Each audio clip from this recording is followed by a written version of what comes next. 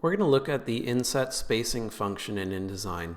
This is a great way to work with type, and it's definitely a way that we maintain the integrity and structure of a document, especially if it's going to be going into a digital format where things can actually fall apart if they're not formatted correctly. So in this case, we can see on this menu, we have the type in a red box, and that box is bleeding off the page. It looks quite nice. However, if this was to be in a digital format, what would probably happen is this box would go to another part of the document, or it would fall after the type, because we've actually set this up in a way that the type frame is separate from the box. Where a proper, efficient document and a well-formatted document is going to simply color the text frame and use inset spacing to make that space around the type like we're seeing here. So we're going to duplicate this over on the other page. I'm just going to copy this text frame over there. I'm just using my Option and Shift key to do that, to clone it.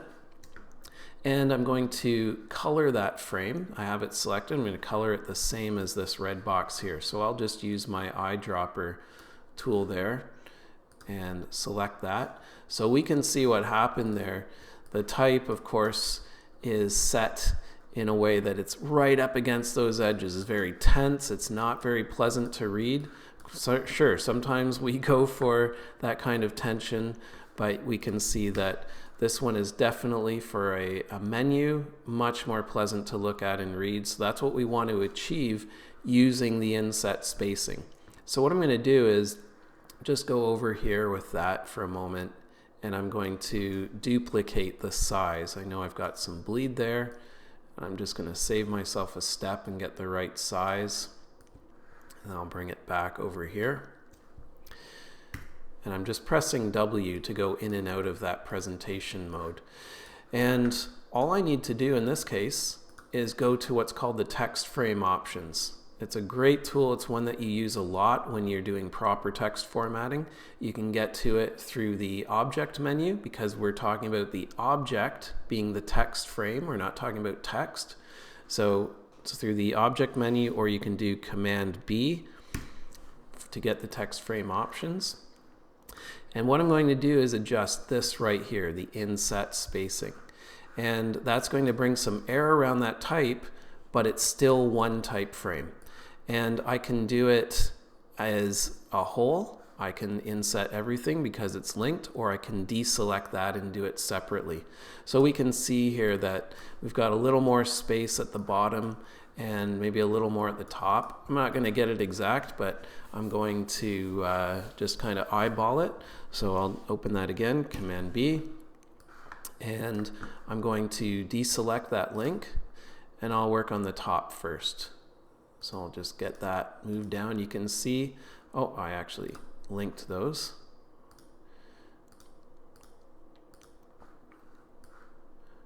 That looks pretty good. And then the left side,